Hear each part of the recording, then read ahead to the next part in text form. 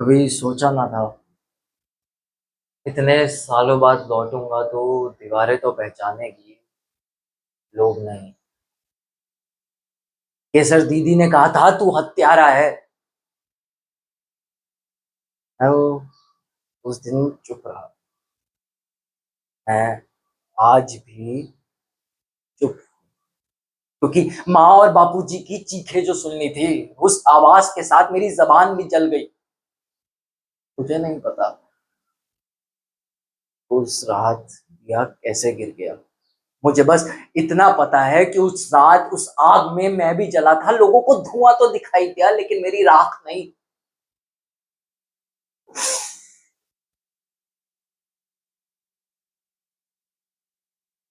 और फिर रत्ना हुआ, जब सबने मुझसे आंख फेर ली तो उन्होंने मेरी आंखों में आंखें डाल के देखा और बोला,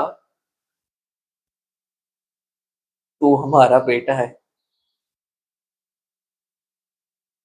उस दिन समझ आया कि असला रिश्ता रक्त में नहीं, विश्वास में होता है। और और बिंदिया, वो मेरी कितनी अच्छी दोस्त थी, लेकिन अब मुझे देख के चुपचाप हंस देती है, मुझसे छिटक जाती है, मुझसे दूर भाग जाती है। लेकिन उस दिन जब उसने उस गुंडे को चप्पल फेंक के मारी थी, तब मुझे समझ आया था कि लड़की ये मेरी याद नहीं, मेरा इंसाफ है।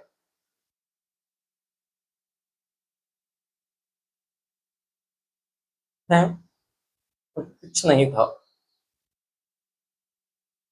कुछ नहीं था।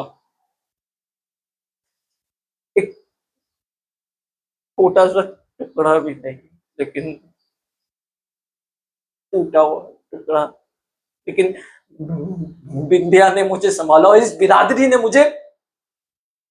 ये ये हवेली ईंट और पत्थर की नहीं है, ये मेरे बापूजी के सपने हैं, ये मेरी माँ की सांसें है, मेरी बुआ की कसम है। अगर किसी ने इसको बेचने की कोशिश की तो उससे पहले मैं खुद को बेच दूंगा, लेकिन ये हवेली नहीं बिकने दूंगा।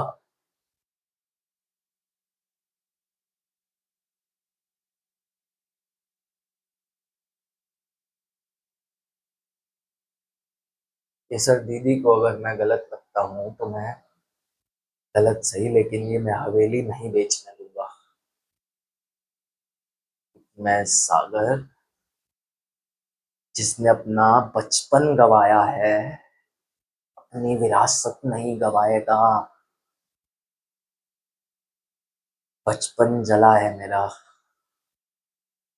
अब बारी है कि मैं अपने परिवार को जलने से बचाऊं।